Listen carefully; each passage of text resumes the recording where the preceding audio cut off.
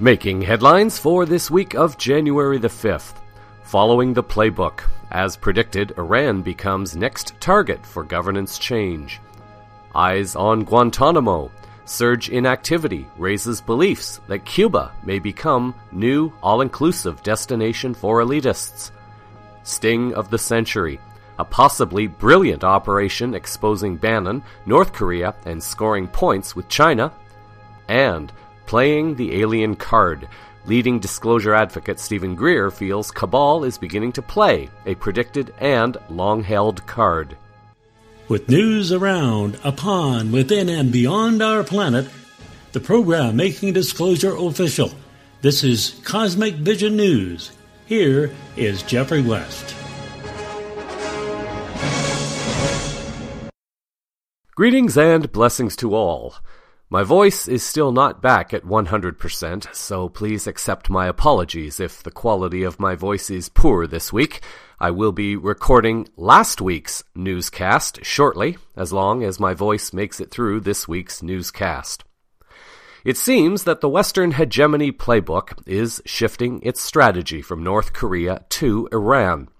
Like so many so-called conflicts before, this strategy playing out in the Western media has all the markings of a color revolution and bears a strong resemblance to what almost happened in Syria and actually happened in Libya, Afghanistan, Iraq, and Ukraine, just to name a few. To perhaps get a better understanding of what may be happening in Iran right now, we need to go back to at least 1953. In this year, Operation Ajax was implemented by the CIA. According to the Latin Library website page on the subject, Operation Ajax, 1953, was a covert operation by the United States CIA in collaborating with the Pahlavi dynasty to overthrow the elected government of Iran and Prime Minister Mohammad Mossadegh and consolidate the power of Shah Mohammad Reza Pahlavi. Rationale for the intervention included Mossadegh's socialist rhetoric and his nationalization without compensation of the oil industry, which was previously operated by the Anglo-Iranian Oil Company, which later changed its name to the British Petroleum Company, under contracts disputed by the nationalists as unfair. A particular point of contention was the refusal of the Anglo-Iranian Oil Company to allow an audit of the accounts to determine whether the Iranian government received the royalties it was due. Intransigence on the part of the Iranian Anglo Oil Company led to the nationalist government to escalate its demands, requiring an equal share in oil revenues. The final crisis was precipitated when the Anglo-Iranian Oil Company ceased operations rather than accepting the nationalists' demands. Back in 2013, numerous articles appeared on various media sources revealing a CIA admission that they had participated in the coup. A London Guardian article from 2013 reported the following. The CIA has publicly admitted for the first time that it was behind the notorious 1953 coup against Iran's democratically elected Prime Minister Mohammad Mossadegh, in documents that also show how the British government tried to block the release of information about its own involvement in his overthrow. The military coup that overthrew Mossadegh and his National Front cabinet was carried out under CIA direction as an act of U.S. foreign policy, conceived and approved at the highest levels of government, reads a previously excised section of an internal CIA history titled The Battle for Iran. National Public Radio, in its article reporting on the CIA admission, added this. Orchestrating the Iranian coup d'etat was a first for the CIA and would serve as the template for future Cold War covert operations worldwide. Young CIA agents used suitcases full of cash to destabilize the regime. They managed to buy newspaper editors, to buy hoodlums. They organized rallies in different cities. They created a fake communist party in order to create trouble, Bahari said. Still, they almost failed. So the original CIA coup was set up to put into place a Western-friendly regime because the government at the time was attempting to take back control of its own oil resources. Sounds like Gaddafi in Libya. It should be no surprise that oil is involved. Later, in 1979, there was another revolution in Iran. According to Wikipedia, the Islamic Revolution, or the 1979 Revolution, refers to events involving the overthrow of the Pahlavi dynasty under Mohammad Reza Shah Pahlavi, who was supported by the United States, and the eventual replacement of 2,500 years of continuous Persian monarchy with an Islamic republic under the Grand Ayatollah Ruhollah Khomeini, the leader of the revolution, supported by various Islamist and leftist organizations and student movements. Demonstrations against the Shah commenced in October 1977, developing into a campaign of civil resistance that included both secular and religious elements, and which intensified in January 1978. Between August and December 1978, strikes and demonstrations paralyzed the country. The Shah left Iran for exile on January 16, 1979, as the last Persian monarch, leaving his duties to a regency council and an opposition-based prime minister. Ayatollah Khomeini was invited back to Iran by the government and returned to Tehran to a greeting by several million Iranians.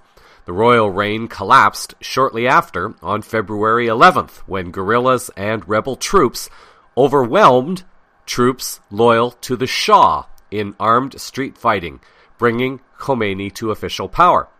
Iran voted by national referendum to become an Islamic republic on April 1st, 1979, and to approve a new theocratic republican constitution, whereby Khomeini became supreme leader of the country in December 1979. The revolution was unusual for the surprise it created throughout the world. It lacked many of the customary causes of revolution. In other words, a defeat at war, a financial crisis, a peasant rebellion, or disgruntled military. Occurred in a nation that was experiencing relative prosperity, produced profound change at great speed, was massively popular, resulted in the exile of many Iranians, and replaced a pro-Western authoritarian monarchy with an anti-Western authoritarian theocracy. What was also worth noting are several other factors. One is the fact that Iran was one of 7 countries in 2001 at the time of the events of 9/11 that did not have a Rothschilds-controlled central banking system. Other facts include the growing economic and political relationship between Iran, Russia, and China.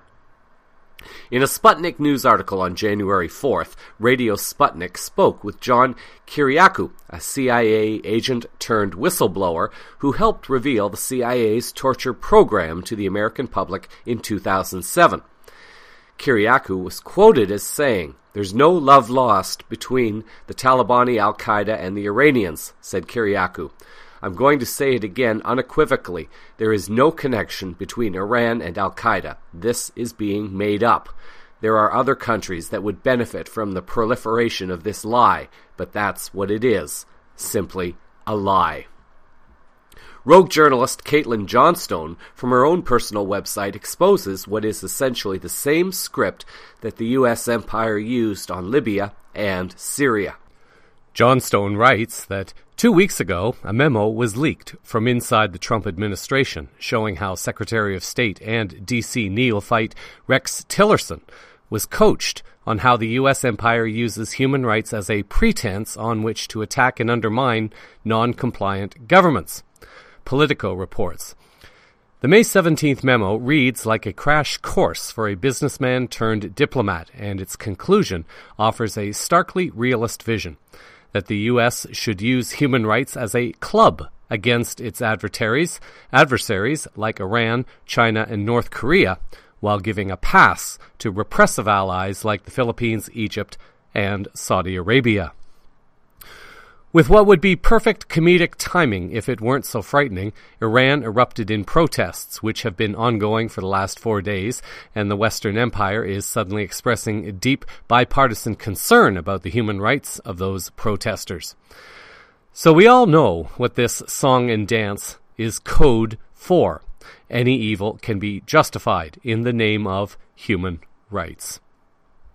Johnstone also concluded in her article the link to the audio clip by retired General Wesley Clark, which has been aired several times on CVN, that 7 wars were planned in 5 years, ending with Iran. Johnstone also noted in her article that the group of intelligence veterans who authored this memo about Iran is the same group who released a memo dismantling the bogus Russiagate narrative. Johnstone may be focusing only on the particular angle of her story, which I have come to learn is something that a journalist can no longer do. Every vital story is connected to at least one, and arguably multiple other stories and events, and cannot be taken in context by the single story itself. Every story can be used to support a pro or negative interpretation of someone or something, but it is only when compared to multiple other events can one begin to see that there may have been a particular reason for why certain comments were made by Trump or why certain actions were taken by his administration, for example. As I am also learning, Trump appears to be deliberately messing with people to try to help expose certain people, and by coming up with crazy statements or actions, he is able to expose those that he is apparently now in the process of having arrested. I'll have more on this coming up in a moment. Keeping all of this in mind, it would not be a surprise, therefore, that an Iranian prosecutor on January 4th, as reported by RT, pointed the finger of blame at the CIA, Israel, and Saudi Arabia for the unrest. The RT article reported that Mohammad Jafar Montazeri said on Thursday that the main protector of the agitation plan was an American national called Michael Andrea, a man he claims is a former CIA agent who formed a group tasked with fermenting discord in the country. The state prosecutor also pointed to Israel and Saudi Arabia. Montazeri is quoted in Iran's Islamic Republic News Agency as saying that Andrea and an unnamed officer affiliated with Israel's spy agency Mossad masterminded the plot dubbed the Consequential Convergence Doctrine, and that Saudi Arabia picked up the bill. Alexander Mercouri, writing for the Duran on January 4th, offers this update. Amidst big pro-government demonstrations yesterday, the authorities are claiming that the protest wave, which began in the Mashhad on the 28th of December, has ended, and that quiet has returned to Iran's towns and cities. While Western media try to claim to vast public protests attended by tens of thousands or more, Mercouri suggests that the outcome in Iran is more reflective of smaller, isolated protests. Mercouri writes that whilst this is not a hard and fast rule, it is generally the case that violence increases the smaller protests become, as the more militant and violent protesters are no longer restrained by the peaceful majority of protesters. Needless to say, the more violent protests become, the more likely it is that the great majority of people who might be willing to join peaceful protests will be scared off doing so and will stay away. The result is that as the violence escalates, the size of the protests diminishes until eventually they either fizzle out or are suppressed. The fact that there was an escalation of violence in the last days of the protests, and the fact that they took place mainly at night, seems to conform to this pattern, and suggests that the authorities are right in saying that what began in Mashhad on December 28th as a peaceful protest about economic conditions, over the course of the following days degenerated into simple rioting. It is clear from their statements over the last few days that the Foreign Intelligence Agency, which the Iranian authorities have had a hand in the riots, was Saudi intelligence, not the intelligence agencies of the US and Israel. The one observation I would make about this claim, however, is that whilst accounts of the rioters make it clear that they are overwhelmingly young men, as is always the case in riots, they do not seem to be the sort of educated young men that are being talked about in these accounts. On the contrary, they seem to be the less educated young men coming from economically poorer backgrounds who form the majority of rioters and of the criminal class in all countries. Assuming Mercury is correct on this last point, that many of the protesters are young and poorer males, this might be cause to investigate if there are any NGOs or organizations that are supported and funded by George Soros active in Iran. A trail of money may soon be found connecting this. In the show transcript, I will also include a news clip video from Renegade Tribune with their own report on the events in Iran, as well as a video asking if the Iran protests were an attempt by the CIA and Mossad to start another color revolution in that country. In other geopolitical news, there are some hints that something unusual is taking place, and it involves the U.S. Naval Air Station in Guantanamo Bay. As most may know, Guantanamo is also the site of a prison complex that many have been campaigning for closure. However, there is a lot more activity around Guantanamo lately, according to an article by Sean Adel-Tabatabai from the Your Newswire website. President Trump has ordered Guantanamo Bay to prepare for incoming high-level prisoners, including American politicians, within the next few months. According to a Military of Defense report, Trump is preparing to transfer an unknown number of VIP American detainees to the notorious prison in preparation for their trials before a U.S. military tribunal. Reports suggest that people connected to the Uranium One scandal are being placed in custody in preparation for the trials.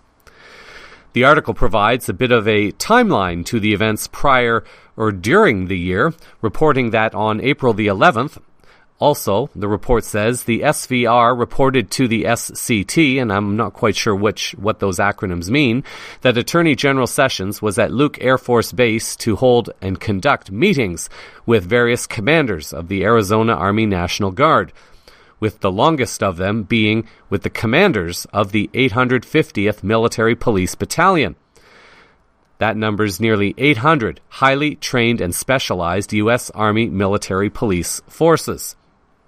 Since its beginning on April the 11th, this report continues, SCT intercepts of communications between Guantanamo Bay Naval Base and Luke Air Force Base continued on an unprecedented basis, with the largest amount of such communications being reported on July 7th, and that was the date Attorney General Sessions and Deputy Attorney General Rod Rosenstein made an unannounced visit to the Guantanamo Bay naval site, and whose meetings there on that date included the commanders of the 850th Military Police Battalion who had been flown there the day prior. On December 21st, this report further notes, SCT reported that nearly all of these communications between Guantanamo Bay Naval Base and Luke Air Force Base had ceased, with the SVR reporting that this cessation occurred when U.S. Defense Secretary James Mad Dog Mattis made an unprecedented unannounced visit to Guantanamo, the first visit there by a U.S. Defense Secretary in nearly 16 years.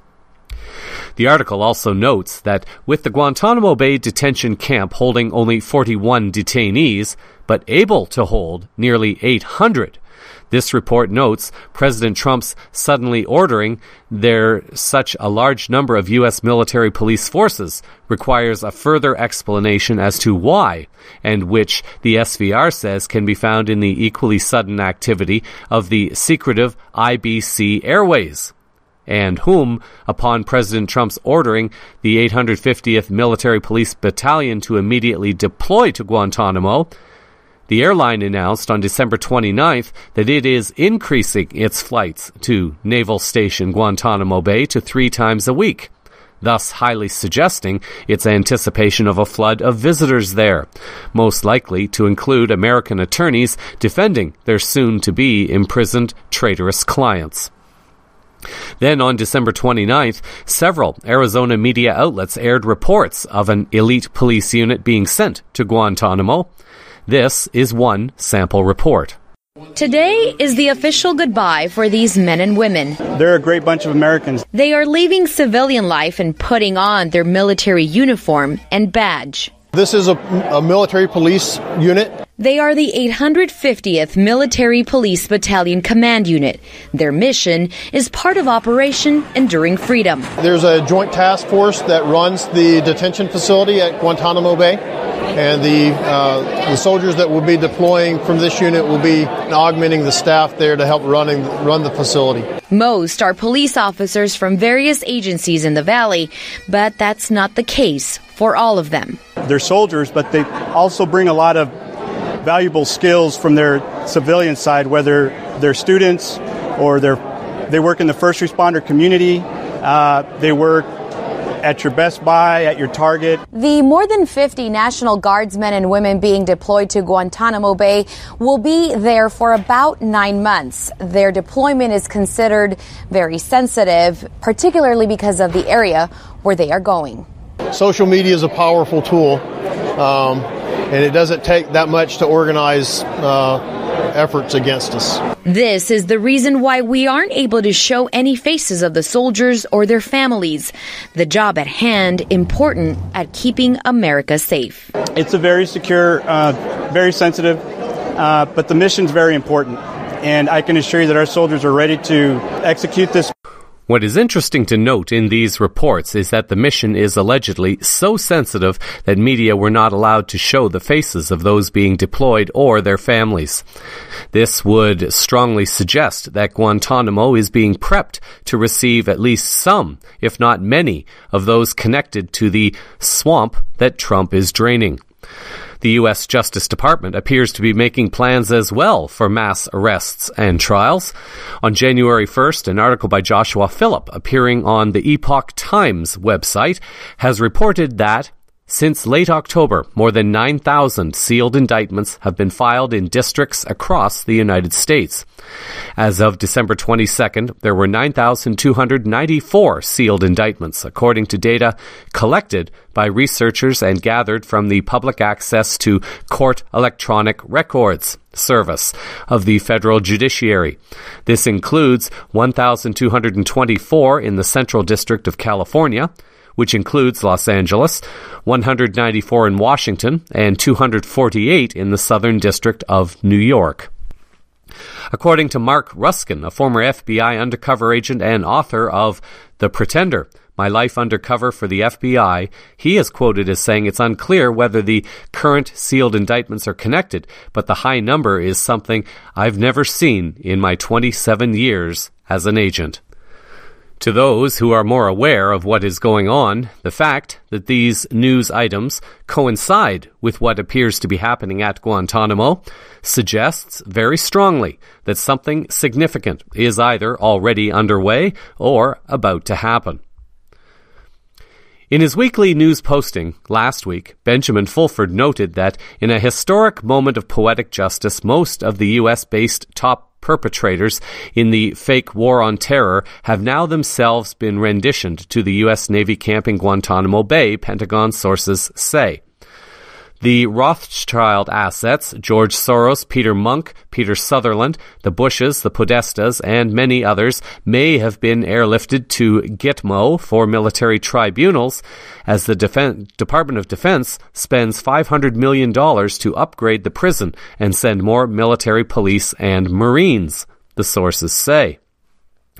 In one of many signs of just how historic the new American Revolution is, 30 congressmen will not be returning in the new year, the Pentagon sources say.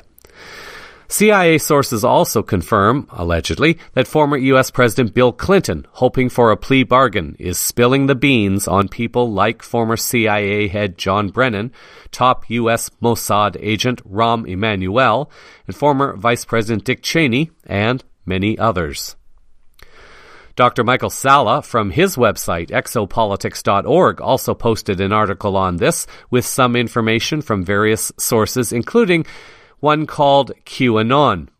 In commenting about the internet buzz about the activity relating to Guantanamo, or Gitmo as it is called, Sala writes that while these are still only rumors, recent events point to their plausibility.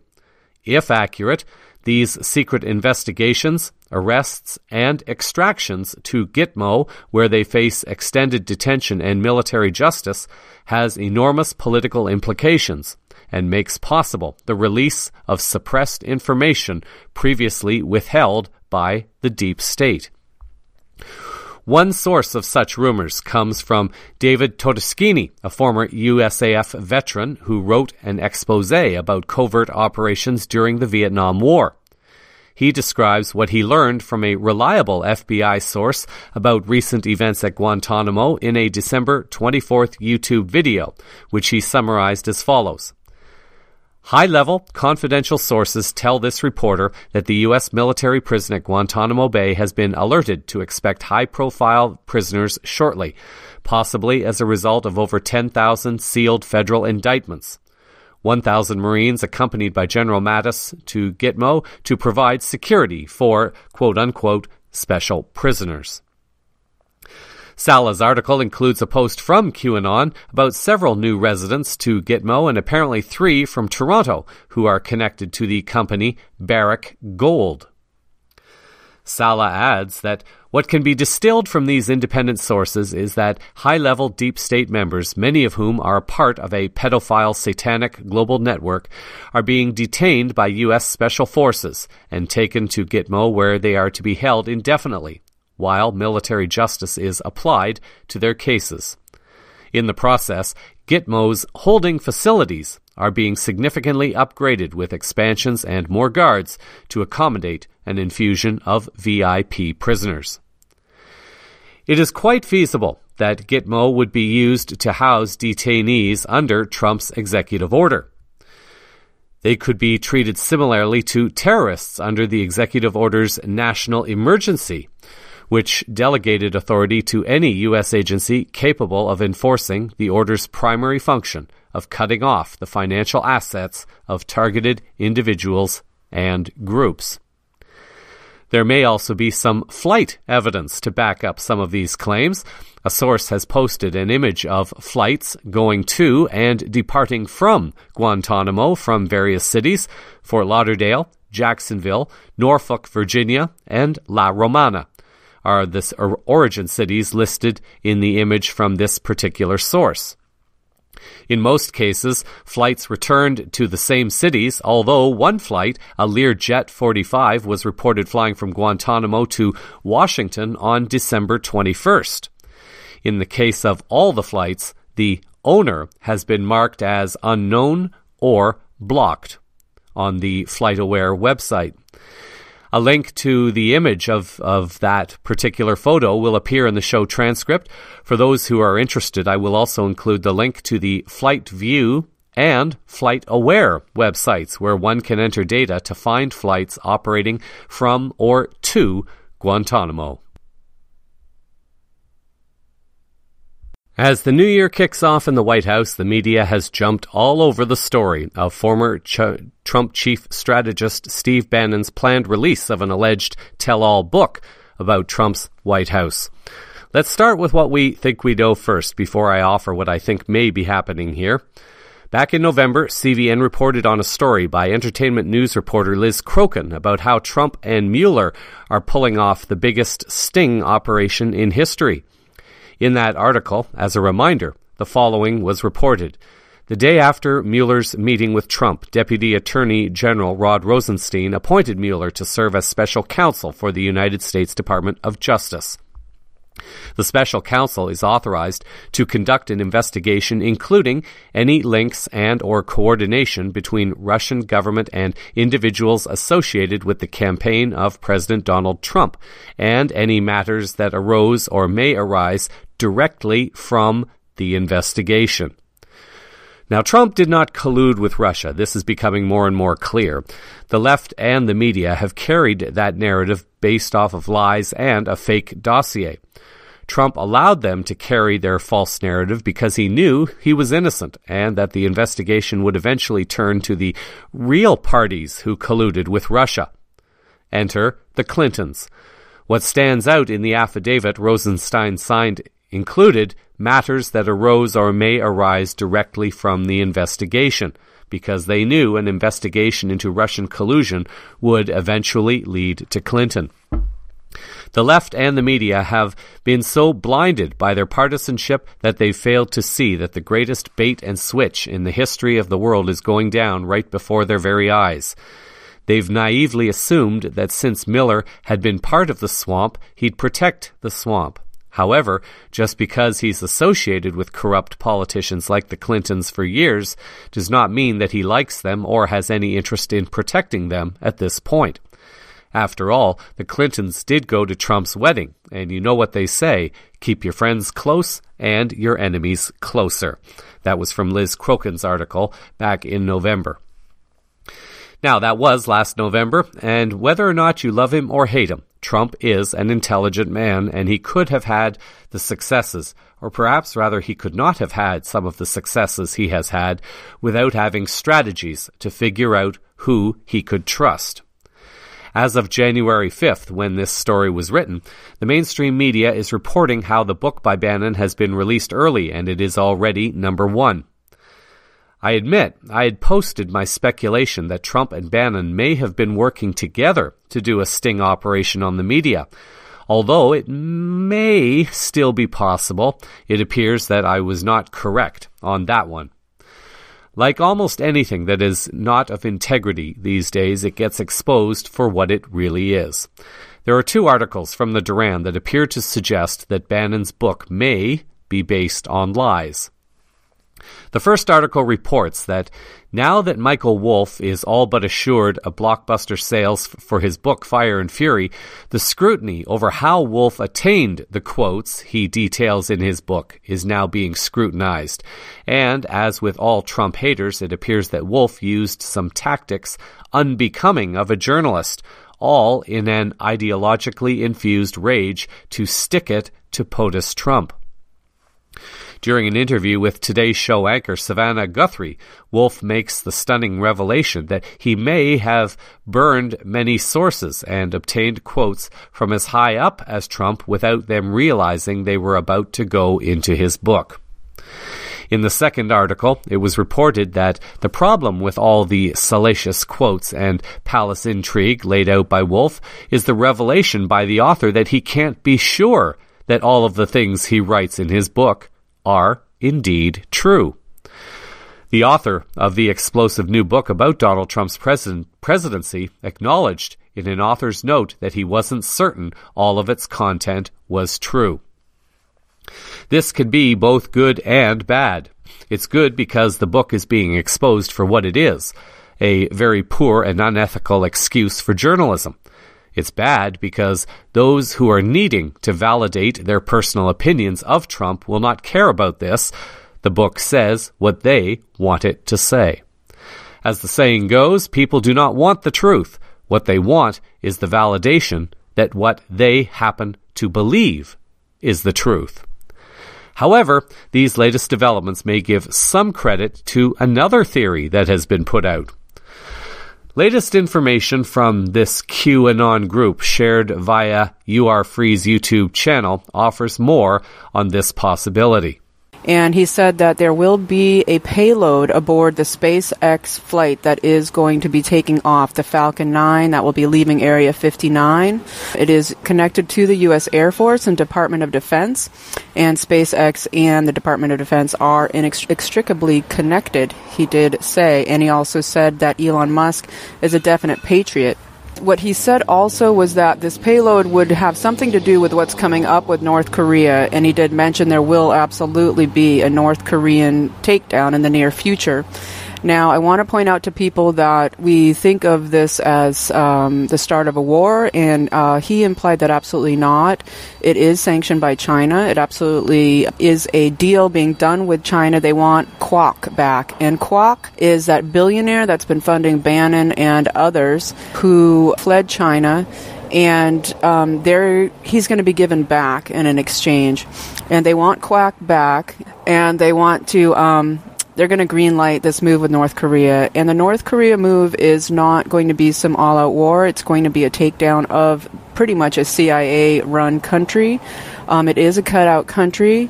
These people we see being touted in the news are just cutout figures. And although it's all very awful and dangerous for the people involved, we're not looking at a world war with this regime change in North Korea. We're looking at the takeout of a portion of the CIA and other deep state players that have been proxying through North Korea for some time.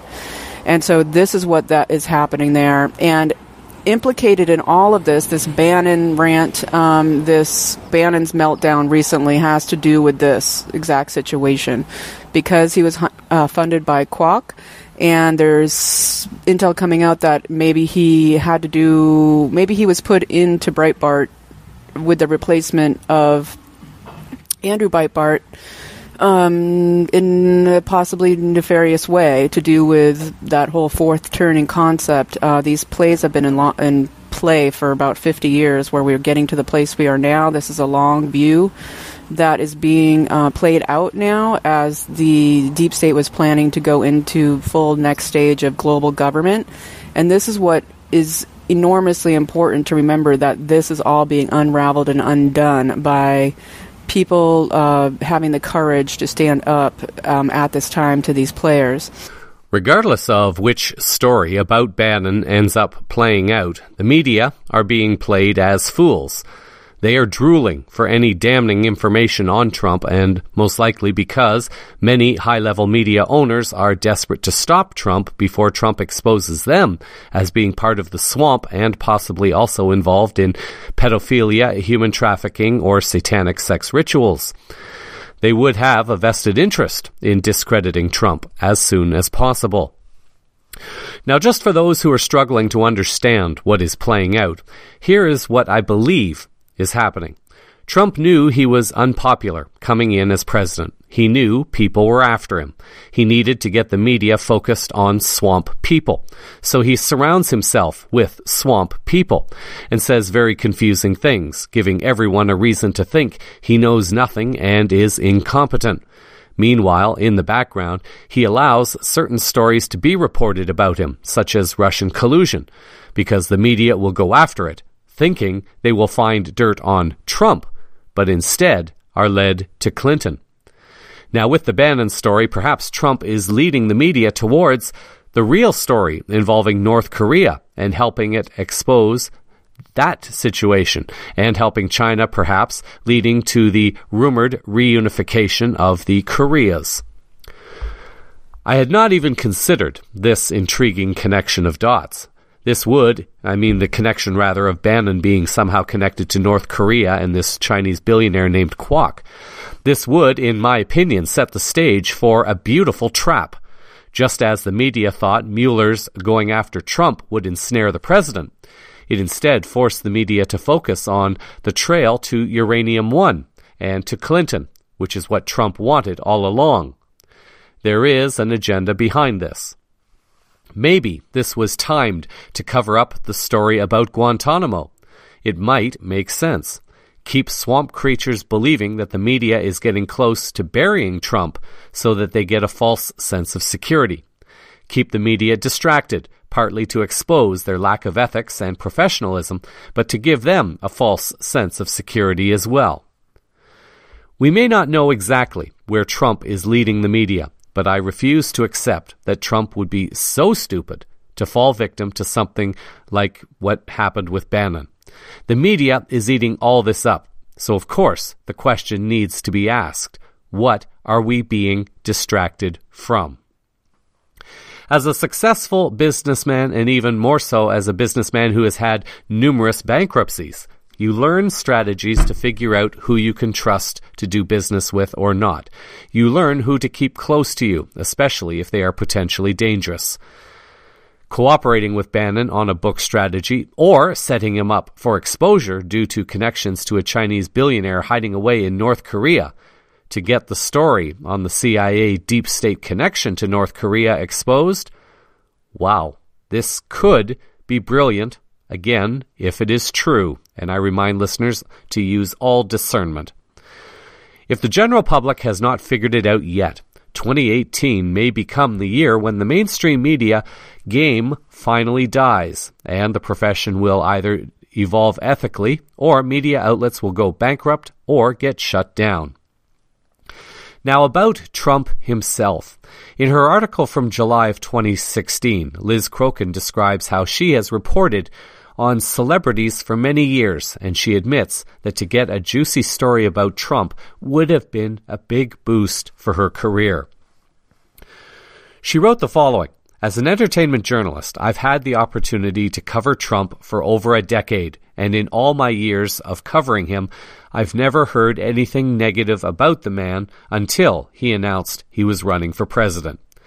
I found that he doesn't drink alcohol or do drugs. He's a hard-working businessman and totally devoted to his beloved wife and children. On top of that, he's one of the most generous celebrities in the world, with a heart filled with more gold than his $100 million New York penthouse." Now, of course, that's all open for speculation, and everyone has their own ideas and perceptions, so again, you have to use discernment. Crokin goes on to list numerous examples of kindness that she has known Trump to do.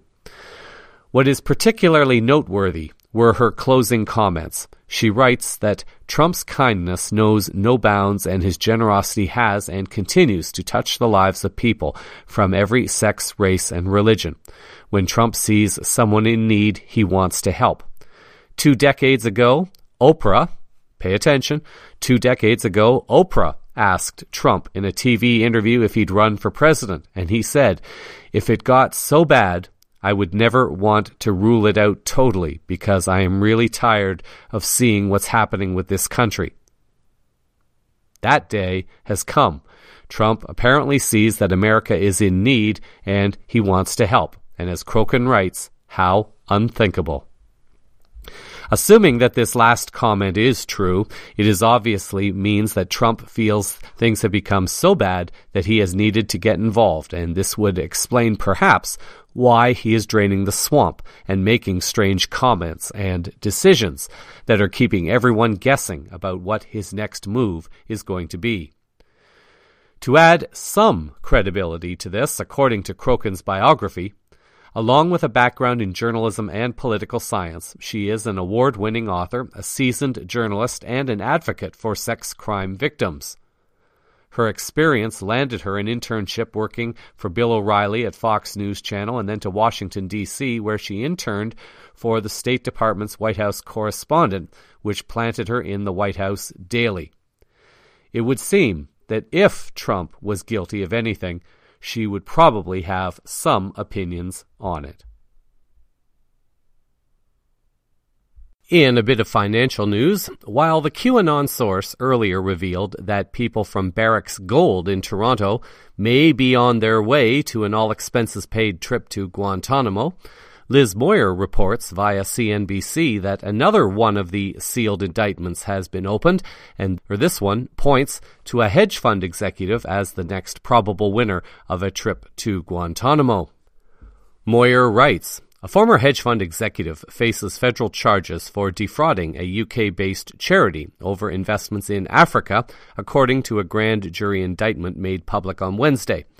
Michael Cohen, formerly the head of European operations for Al-Qaeda Capital Management, was indicted on fraud and conspiracy, among other charges in the scheme, according to the document, filed in October and unsealed on Wednesday by the U.S. District Court in Brooklyn." Moyer continues, "Federal investigators have been looking into violations of anti-corruption laws by funds for several years. In Al-Qaeda's case, the inquiries involved activities in the Democratic Republic of Congo, Libya, and other African nations, and prompted investors such as the public pensions and foundations to pull their investments from the firm. Cohen was in charge of investing activities in Europe, the Middle East, and Africa," the U.S. Attorney's Office said. Oak-Ziff is run by the billionaire Daniel Oak, a former Goldman Sachs trader. In general news, as each new year begins, most of us try to create the best world for oneself that one can. At the same time, we often look at the predictions of others as a foundational point for the hope that we are looking for within ourselves that positive things really are happening worldwide. Partly for fun, let's take a look at one source making some bold predictions for 2018. In an article posted on the Alcuin-Bramerton website for January the 1st, Bramerton lays out his predictions for what he believes will be forthcoming in 2018. Bramerton is editor for the Alcuin and Flutterby blog, and he is also a medium, posting articles on medium.com. On this page, Bramerton describes himself as questioning what is, exploring what might be, and laughing at the view. Perhaps a perspective that could serve us all well at this time, laughing at the view. The article is a bit lengthy, but here are some of what I consider to be some key predictions from him for the coming year. According to the article, high-status disclosures of previously suppressed information and covert forward planning may initiate the following changes in 2018. Universal debt forgiveness will be rolled out across the planet. Gold and asset-backed cryptocurrency funds will be set up to provide a universal basic income for every human being on Earth. In the ongoing USA versus U.S. deep state civil war, the Rockefeller, Kissinger, Bush, Clinton, and Obama political syndicates will be peacefully and lawfully removed from the American public life permanently. The identities of the hidden Khazar Zionist political bosses embedded in corporate America will be disclosed. Jorge Mario Bergoglio, in other words Pope Francis, will be obliged to retire, like Tenzin Gyatso, the Dalai Lama, and Billy Graham, U.S. Protestant evangelist. Francis is a Western deep state-controlled psyop who functions within the mechanism of establishment, religious control, and disinformation. Bramerton also feels that Queen Elizabeth of England will abdicate or at very least will begin to withdraw from active personal involvement in constitutional, Church of England, and international banking affairs. The occult connection between the Vatican in Rome and the Crown Temple in London will be revealed. Around the world, national leaders and regimes which have political, corporate, or legal connections with the anti-constitutional U.S. rogue faction, in other words, the Washington, D.C. private corporation, will be removed from power. Particularly likely to benefit in this regard are Argentina, Australia, Bahrain, Bulgaria, Brazil, Burundi, Colombia, Congo, Egypt, France, Georgia, Germany, Guatemala, Honduras, Hungary, Iraq, Ireland, Israel, Italy, Japan, Macedonia, Malaysia, Mexico, Moldova, Myanmar, Netherlands, North Korea, South Korea, Pakistan, Paraguay, Poland, Qatar, Romania, Saudi Arabia, Singapore, Spain, the Sudans, Taiwan, Thailand, the United Arab Emirates, the UK, Ukraine, and Yemen. Peaceful, democratic, and benevolent regime changes in these nations will soon be possible, he believes. The U.S. will lose control of the UN, the IMF, the World Bank, and the World Trade Organization to the G188 BRICS alliance. A new United Nations headquarters will be, or has already been, built in China. The G7 Bretton Woods money management system of 1944 will be consigned to the dustbin of history. In 2018, many of the major changes in global economic governance will force themselves into visibility in the mainstream financial media in the West. These will manifest when the Asian SIPS system completely supplants the Western SWIFT system. And these, what we mean by this, are the international banking transfer mechanisms. This change is now underway. Very soon it will be possible to translocate all major asset-backed capital flows between global financial centers without the risk of elite theft, diversion, or mirroring. Bramerton continues, free energy Tesla technologies suppressed by the J.P. Morgan, Rockefeller, and Bush families' corporate energy cartels will become freely known and freely available. There will be no further need to burn fossil fuels once the Tesla technologies are in place in industry, homes, and vehicles. Things will be seen in the skies, on the surface of the Earth, and inside the Earth, which mainstream corporate media and mainstream Western education say do not exist and cannot happen. The core signifiers of ancient mythologies will be found to be real. The covert interaction of several world governments with negative extraterrestrial groups will be exposed. The role of positive extraterrestrial groups in promoting the energization of the planet and the manifestation of the alleged Nassara process will be explained.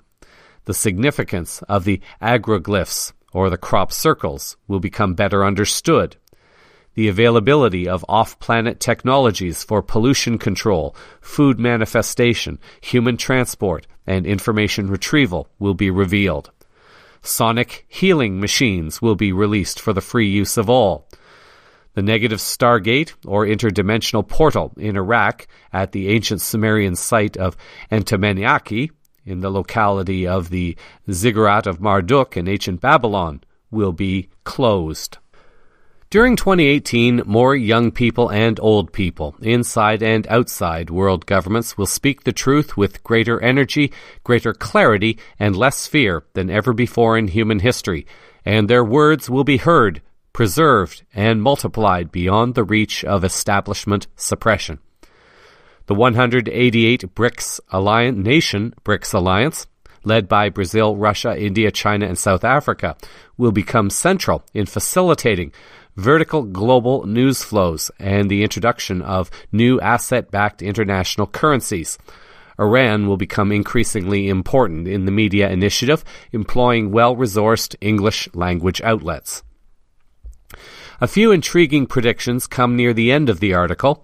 He writes that into this climate of global disclosure will emerge the greatest discloser of all, the long-expected world teacher of the Aquarian Age. The world teacher, no surprise here, will not be a religious figure, according to him. Bramerton also offers this. All ensouled human beings, in other words, human beings with souls, currently living in the surface human population on Earth have been spiritual masters in at least one previous life on other planets or in other parallel realities. This was the basic qualification for being allowed to take a human incarnation at this important and difficult transitional period on Earth. All these ensouled humans now begin to wake up to their full spiritual potentials. They will discover and exercise their latent shamanic abilities. Now, since about 2006, many extraordinary human children have been coming into incarnation. Many of these are neither male nor female. They are both. This is the arrival of a third gender among the human population. They will be fully potent as both males and females. They are benevolent.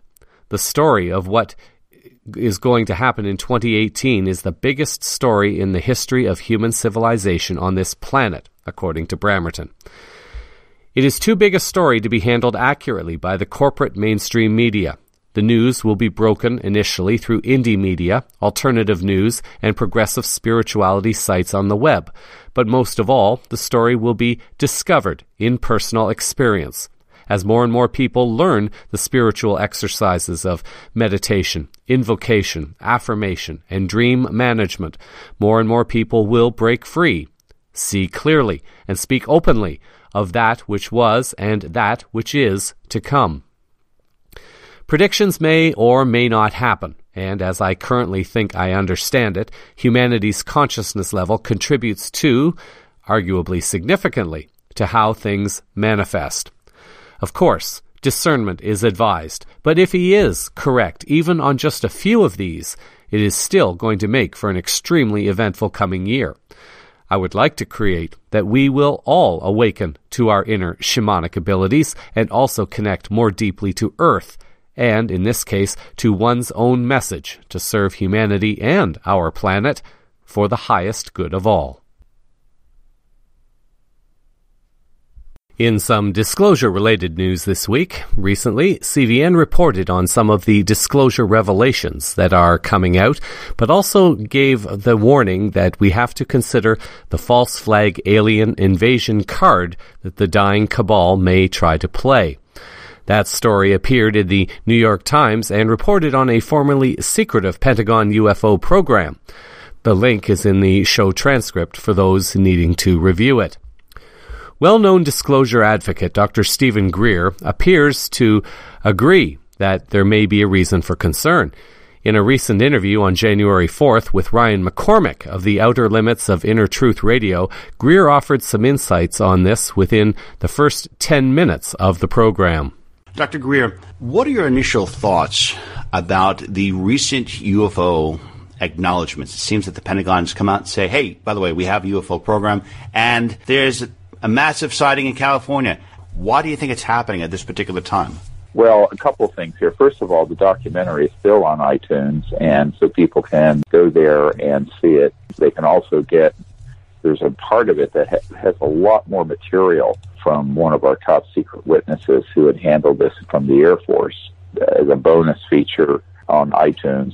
It's also on Netflix, and it was probably the top documentary there for 2017. And the reason people are so interested in this subject, they know it's true and that the government's hiding something. They don't know what they're hiding. And that's what we tried to do an expose of in the documentary.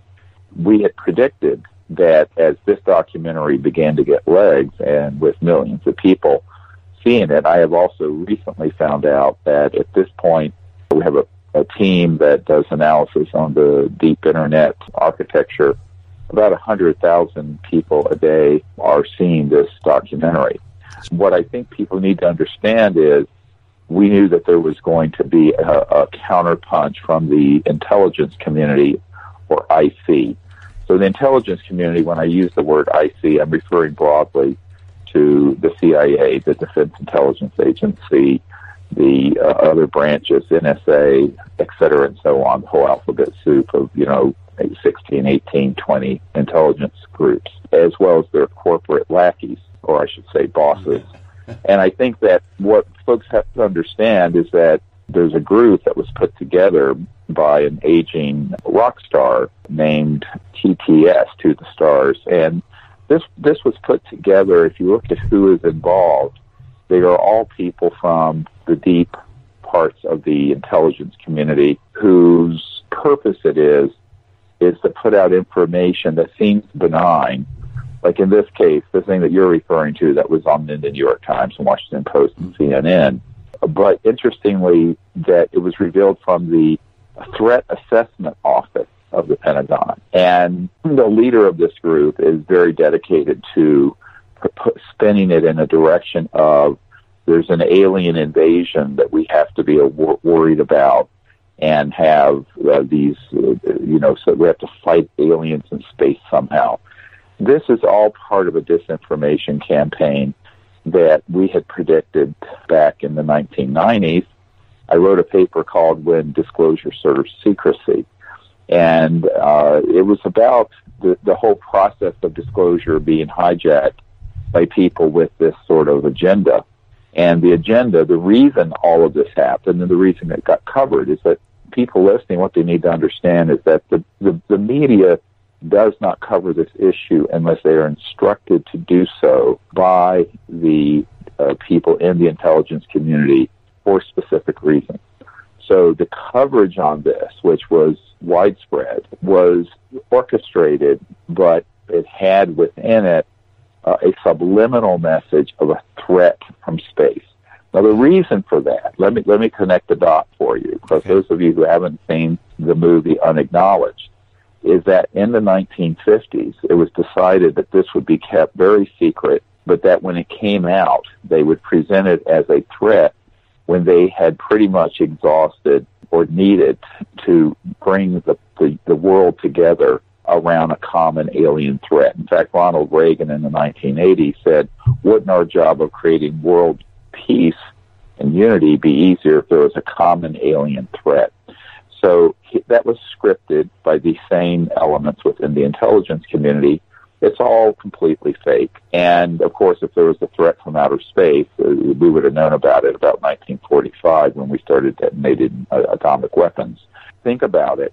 Leon Panetta, who I had provided a briefing on the UFO and ET subject for when he was the CIA director for President Obama, stated that, well, we're spending $110 billion a year chasing 70, that's 70, al-Qaeda members in Afghanistan, and that this is kind of ridiculous. And, of course, it is.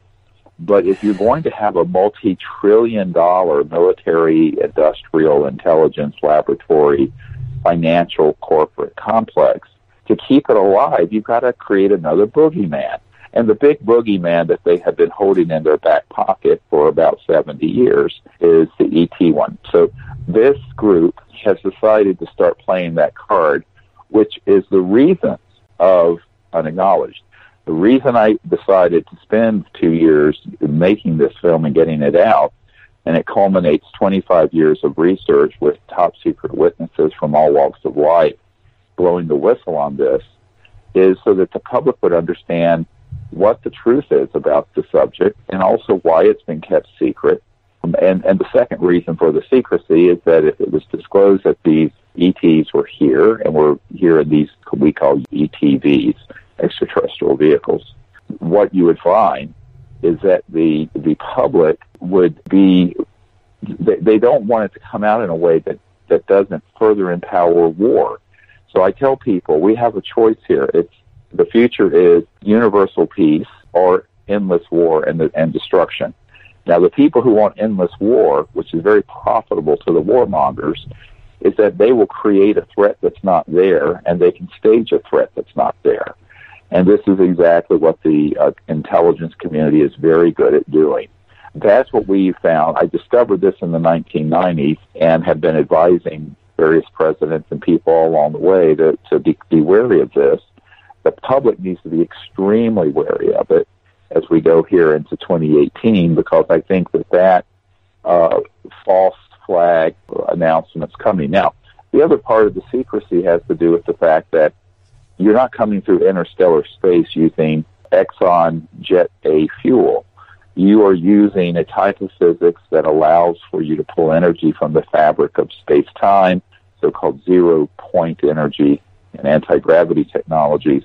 And those have been studied and perfected since the 1940s and 50s in covert programs.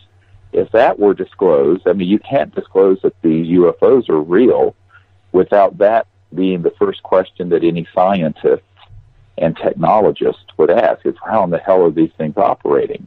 Well, when that begins to get looked at carefully, people are going to realize, well, we already know how these operate, and we haven't needed oil, gas, coal, public utilities for at least 70 years, which means all the global warming, all the climate change, all the destruction to the biosphere, global poverty, all these things have been created by man.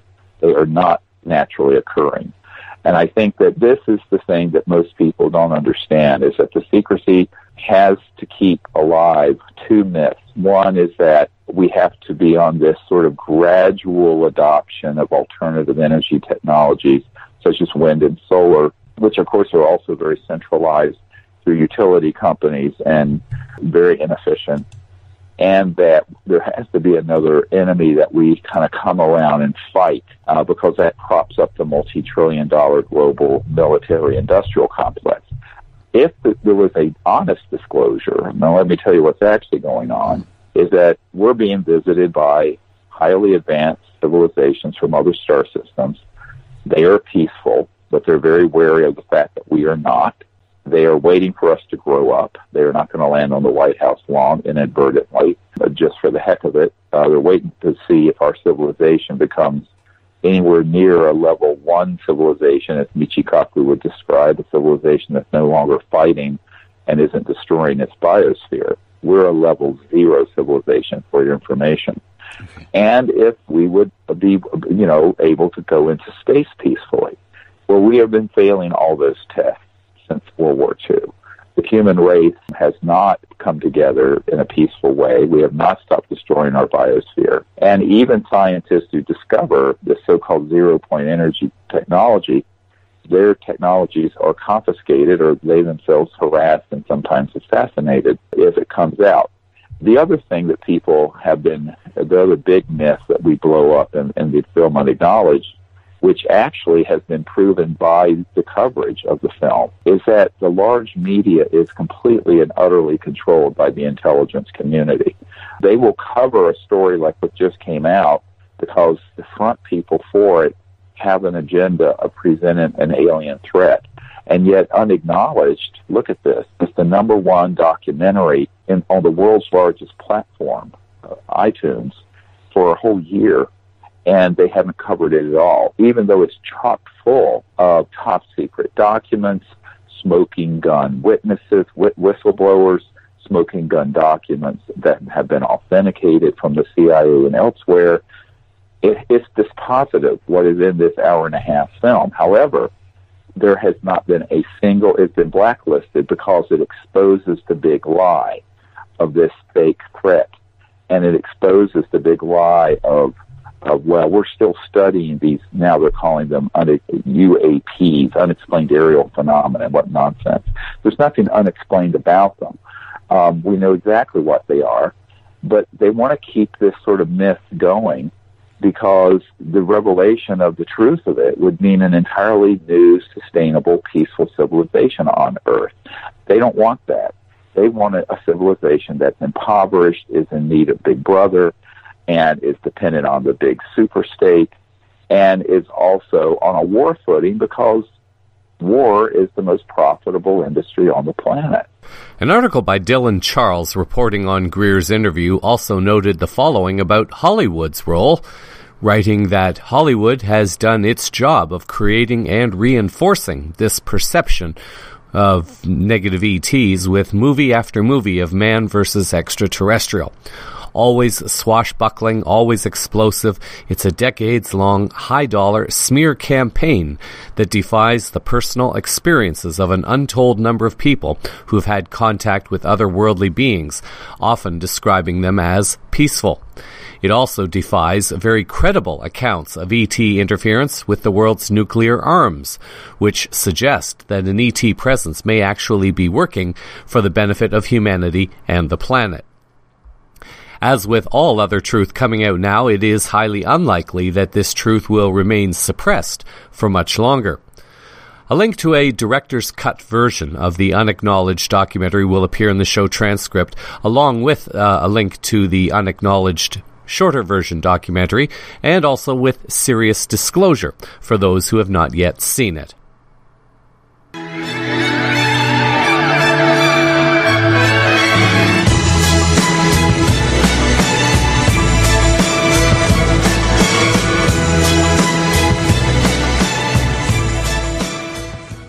Over to some science and tech-related news now.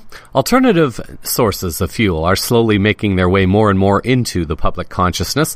It is still, unfortunately, going to take a bit more time as people are reluctant to share information like this with others for fear of being seen as a social outcast or some other reason. Algae is gaining some attention as a potential source, just as cannabis is as a biofuel. And certainly we heard earlier with Dr. Greer talking about the disclosure of various other technologies and energy sources. In this video clip, we can learn a bit more about the potential of algae in offering yet another possibility as a personal, corporate, and even national energy solution. Algae is plural. It encompasses a large number of stemless, rootless, leafless, usually monocellular plants that get energy from photosynthesis. Algae exist in many colors: red, yellow, purple, brown, black, and of course green and blue-green. All of these absorb light and turn it into energy. Algae are a basic food source for both salt and freshwater animals and birds. Their decomposition releases minerals into the water, and their mass provides a refuge for small fish and invertebrates. If nature loves it so much, why don't humans? It's a completely renewable source, and it's made from sunlight and carbon dioxide and water, and so it's a very sustainable, renewable fuel. That's Dave Hazelbeck, founder of Global Algae Innovations. He thinks these tiny plants can be way more valuable than they are already. Steve Woods is a mechanical engineer, and he works with Dave turning algae into fuel for cars, trucks, and airplanes. The ones that we deal with are microalgae, so it's a little single cell, and you could start with just a single cell and grow it all the way out and just have them multiply and everything. Just growing plants, you just feed them what they need, and carbon, hydrogen, nitrogen and stuff, and they just grow and they multiply like crazy. For some D-News episodes, that's a bad thing, but for this, you want it to multiply. Eventually, it'll fill up these pools they call raceways, and Steve will pull them out, drain the water, and dry it all out. That's actually really hard, by the way. The dry algae can be turned into food for animals or people, and when you do feed them certain things or stress them in certain ways, they can produce oils and different things that are beneficial for like nutraceuticals or pharmaceutical stuff and everything, so it's kind of cool.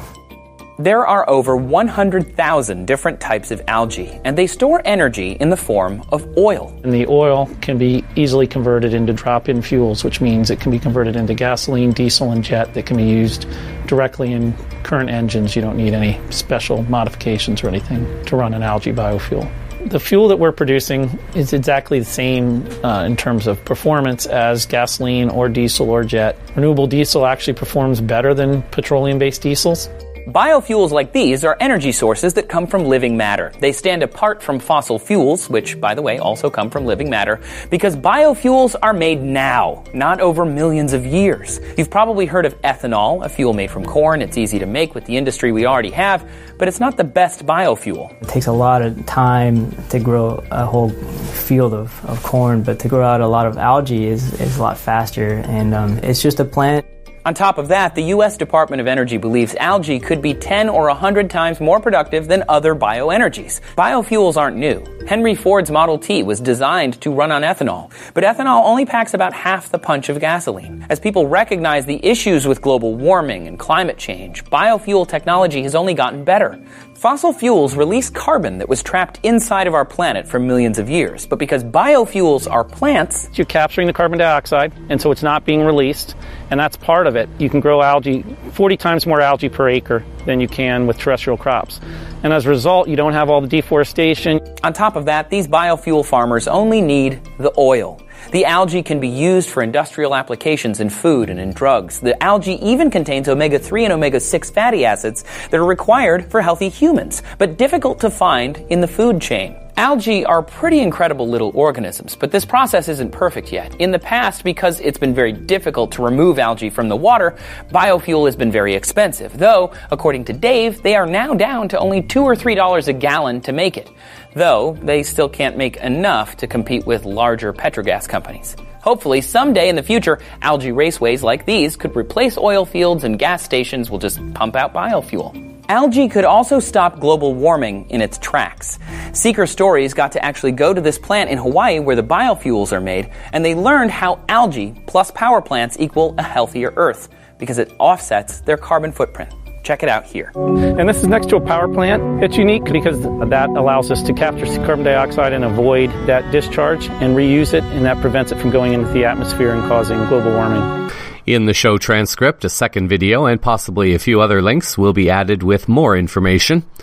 Together, 2018 could become a year where we empower those individuals who have the skills and the passion to finally fulfill their service to humanity and the planet by creating these alternative energy sources while also supporting them and standing up and protecting their integrity and honor as well. Finally, in health-related news, on December 26th, my mother, her husband, and I went to have dinner with my aunt and her husband. There was another couple with us as well. The husband of my aunt had apparently received the flu vaccine a number of days before, perhaps a week, maybe two. But the next day, he was extremely sick and remained very sick for a long period of time. After that, we all started to get symptoms, more serious in some than others. Although not extremely serious for me, it was enough of a concern for me because I have very rarely gotten sick in my life. My voice was poor for many days, well, about the last 2 weeks anyway, and even still, it's a bit rough on the edges. And then other symptoms began to appear. This particular sickness did not keep me bedridden, but it was serious enough to make me very uncomfortable for a number of days. On New Year's Eve, both my mother and her partner were taken to the hospital in ambulances. An interesting evening, to be sure. The hospital was packed and overcrowded and had been for many days.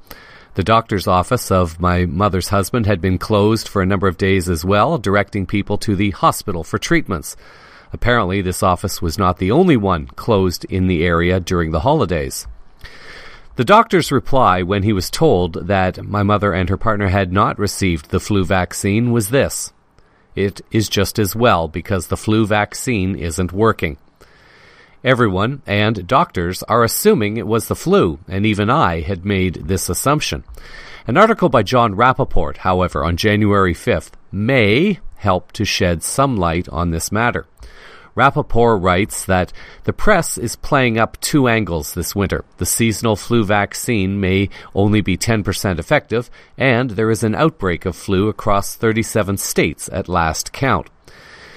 The same is in Canada as well, moving across the country. Underneath these claims, something far different is going on, and this is Rappaport continuing.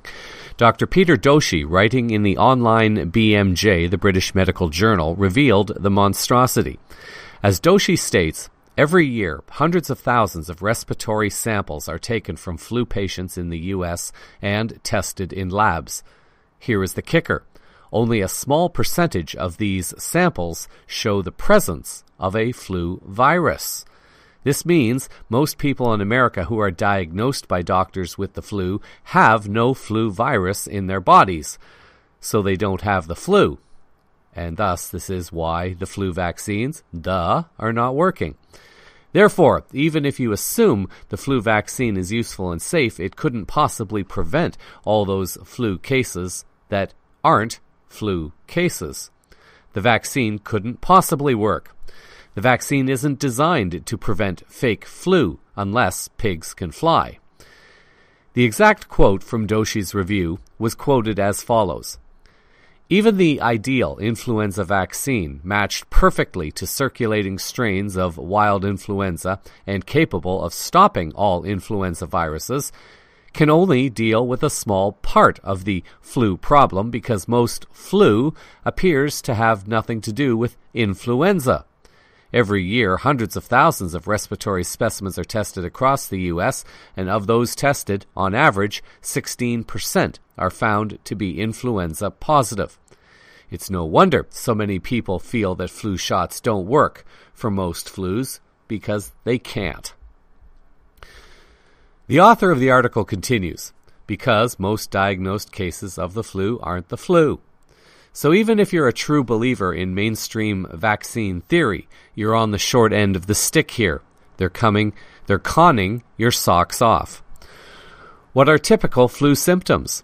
Fever, chills, cough, sore throat, muscle aches, headache, fatigue. Well, these symptoms can be caused by a variety of circumstances. Immediately calling them flu is an unwarranted assumption. And as it turns out, respiratory samples from patients sent to labs are coming back with no sign of the flu. But the mainstream press can't report on any of this. It would topple the flu treatment money machine. Most of the awakened people are becoming aware of an intentional plan to depopulate the planet and are also starting to become more familiar with the key tricks being employed. One trick is to get people to fight each other. The manufactured refugee crisis and the targeting of Islam are examples of this, and there are many others. An agenda is created so that we argue, fight, and harm others of the general populations so that they do not have to spend the resources to do it themselves. Another trick is to keep people fearful, and this is done through the false flag campaigns, such as shootings, bombings, manufactured protests, and so forth. A third trick is to keep people sick, with the intention that they will die from multiple illnesses. If one is saying that I am delusional, that there would not be humans or leaders doing these kinds of things, one has the right to say that, but I would gently say that this one needs to pull his or her head out from under the sand and begin to really see what is being done to humans worldwide as well as to our planet generally. Others may say I am pessimistic, and from one perspective, one could argue this. However, to deal with a problem, one must first be willing to see and admit that there is, in fact, a problem. A question may then be asked, when is the flu not the flu? The answer to this may be, when it is not the flu, but is it something else? What else may it be, then? According to awarenessact.com, an article from March 25th, 2017, according to the shock claims of one doctor, chemtrails may pose a much greater risk to humanity than understood before. In his opinion, we are all being poisoned so that the pharmaceutical industry can gain immense and never-ending profit. The doctor, Dr. Leonard Horowitz, is a former researcher from a medical university. For quite some time, he has made claims regarding the dangers of the chemical trails being left purposely by jet planes in the atmosphere. It is his belief that such chemtrails are causing all of us to be sick since the 1990s. Chemtrails, which are laden with a number of heavy metals and mycotoxins, including mold spores, mycoplasma, human white blood cells, and worse, have been speculated on for quite some time. However, despite claims from various organizations that the trails have been implemented in experimental research or for climate change, many continue to believe they have a much more nefarious purpose. Here are the symptoms being linked to chemtrail flu, according to the article. Headaches, brain fog, fatigue, low energy, compromised immunity, disorientation, concentration and attention challenges, sinusitis, joint and muscular pain, breathing challenges, dizziness, insomnia, memory loss, eye problems, nausea, liver problems, gallbladder dysfunction, neck pain, scratchy throat, allergy symptoms, flu-like symptoms, general weakness, depression, coughing, vertigo, anger, rage, and frustration issues, and Morgellons disease. And certainly a few of those symptoms I'm feeling, especially the scratchy throat right now. In another article posted on aircrap.org, Horowitz explains more what mycoplasma is, stating that it is not really a fungus, it's not really a bacteria, and it's not really a virus. It has no cell wall. It goes deep into the cell nuclei, thereby making it very difficult to mount an immune response against it. It's a man-made biological weapon. The patent report explains how it causes chronic upper respiratory infections that are virtually identical to what's going on right now. Chemtrails destroy your immune function. According to Horowitz, I believe the chemtrails are responsible for a chemical intoxication of the public, which would then cause a general immune suppression, a low grade to high grade, depending on exposure. The immune dysfunction allows people to become susceptible to opportunistic infections, such as this mycoplasma and other opportunistic infections. My mother has been experiencing episodes of dizziness, ranging from mildly discomforting to extreme, requiring trips to the hospital over the last year and a half. Doctors, not surprisingly, have been either unable or unwilling to properly diagnose her condition. Her life has now become such that she feels she no longer has a quality of life and feels like she just wants to leave this life to escape the discomfort.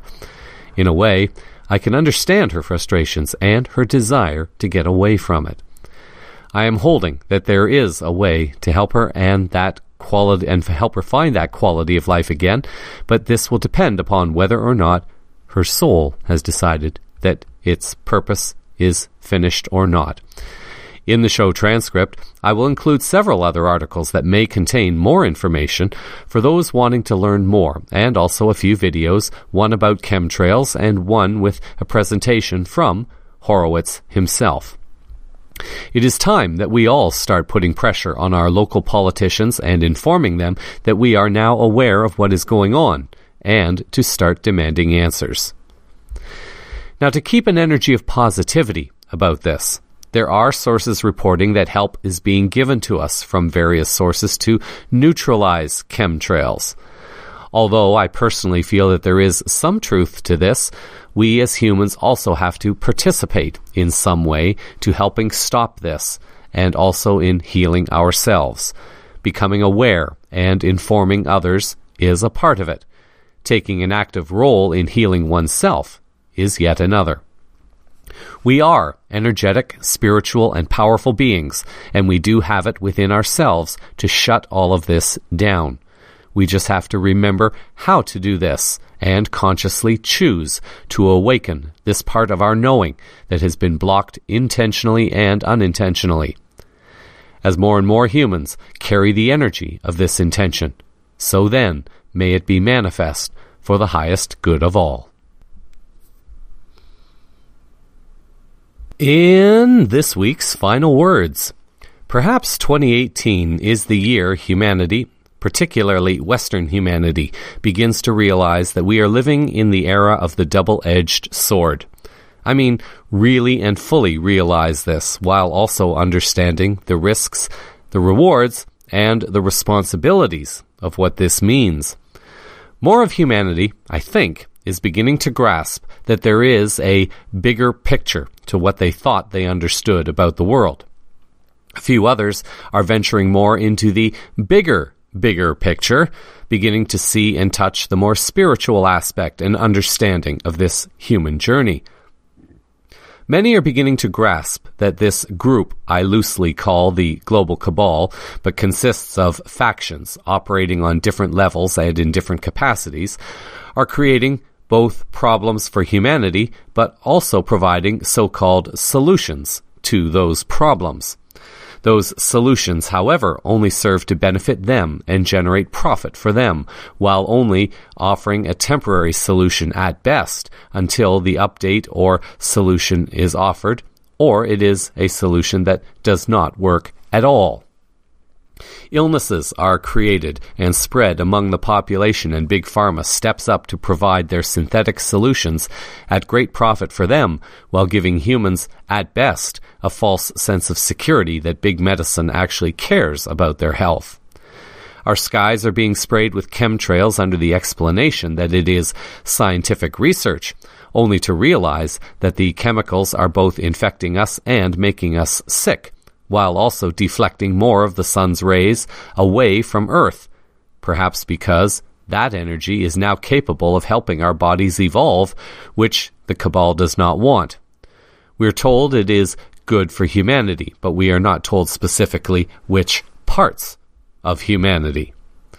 Our politicians, our corporate leaders, and our religious leaders claim to be acting for the greater interests of humanity, and again, they do not tell us specifically which parts of humanity to whom they are referring. This would include those that support a particular political vision, or those who support the capitalistic paradigm, or those who blindly accept an idea that our divine creator is a punishing deity, and that we will be punished if we do not do what this divine creator allegedly claims.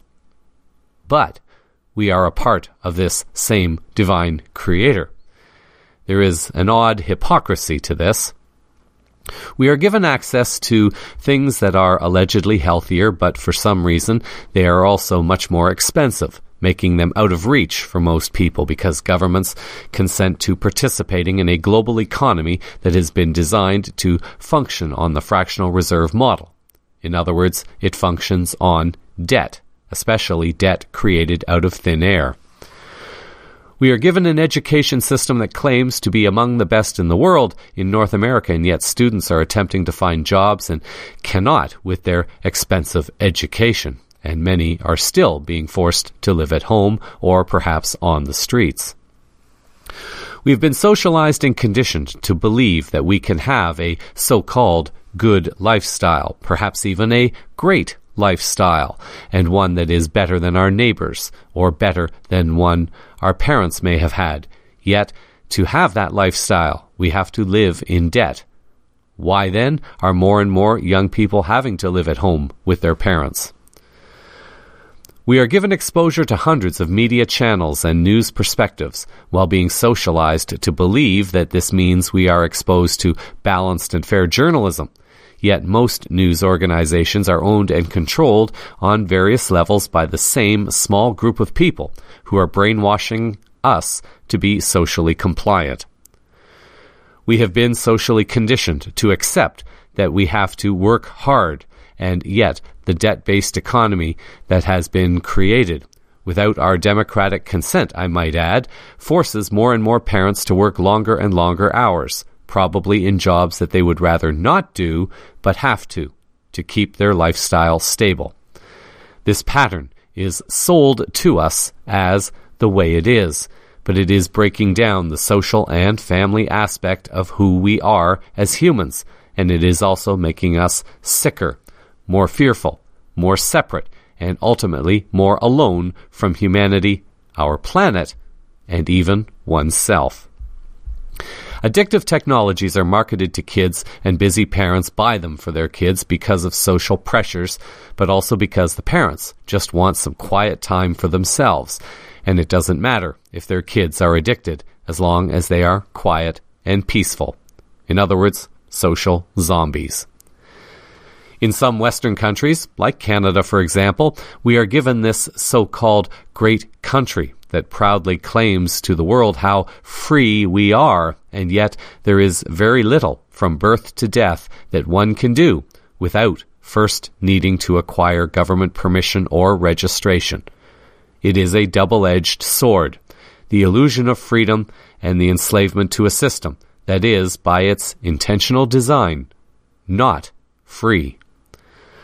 We are given technology after technology to allegedly solve problems, but it only leads to increasingly more addictions, while also contributing to increased separation, debt, and isolation of humans from each other. I could go on and on. I'm sure you get my point. We have been led in directions that we are told are good for people, but we are ultimately not told specifically which people it is good for. We have been given technology under the illusion that our private data is safe, and people blindly go on accepting that our data is safe, and yet vulnerabilities continue to be exposed, showing that our data is not safe at all. We blindly accept that politicians care about our rights and freedoms, that doctors truly care about our health, that journalists care about truth and ethics, that religions care about people's spiritual health, that law enforcement and the legal systems actually protect the rights and freedoms of the general populations, that negotiators and peace educators actually care about global peace, and so on. Now, let me clarify that there are exceptions within each of these groups. I would like to think that I am an exception among journalists and peace educators.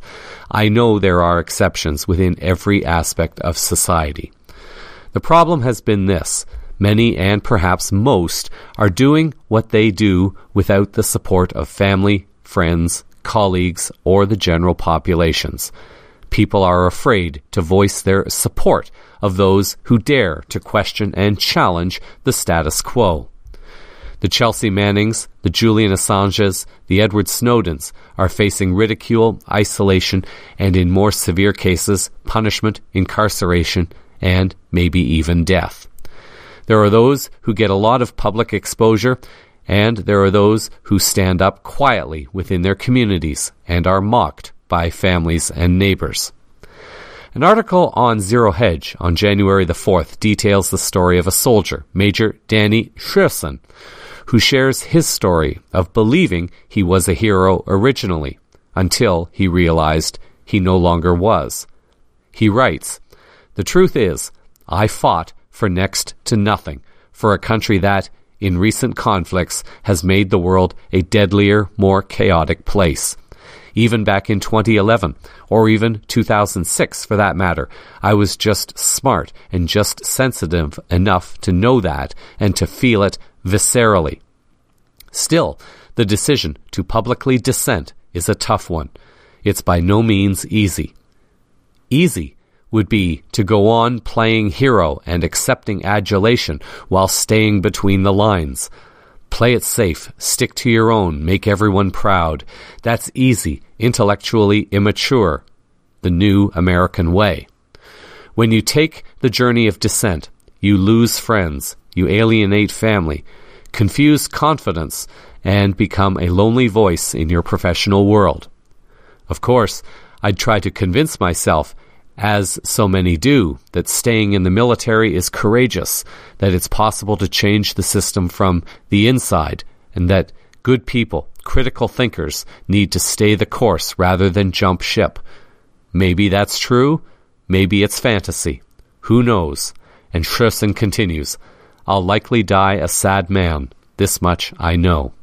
But for now, I can give voice to a different path, a nobler cause, a chance, at least a chance, of common sense, sober strategy, and, just maybe, a semblance of peace. Something a whole generation has never known. In my own minuscule way, I'll try. This is the mark of true courage, to recognize a wrong and stand up against it, especially when faced with ridicule and rejection from family and colleagues. To act, sometimes silently in one's truth, because, deep down, one knows that one could not live with oneself otherwise. I salute all of you who are acting in this way, contributing to what the world is experiencing at this time. Create a wonderful week until our next Moment of Now. So that is a sample of the unfolding higher consciousness news around the world this week. Cosmic Vision News is broadcast weekly, and a transcript of this broadcast with all supporting links are published in the show transcript on the CosmicVisionNews.com website. CVN can be followed on numerous social websites, including Minds, Unseen, LinkedIn, YouTube, Facebook, and Twitter. Thank you for sharing your time with me. I'm Jeffrey West, reminding you that despite how open, peaceful, and loving you attempt to be, people can only meet you as deeply as one has met oneself. This is the heart of clarity. Until our next Moment of Now, may you be guided and protected in your service to humanity and our planet. Namaste.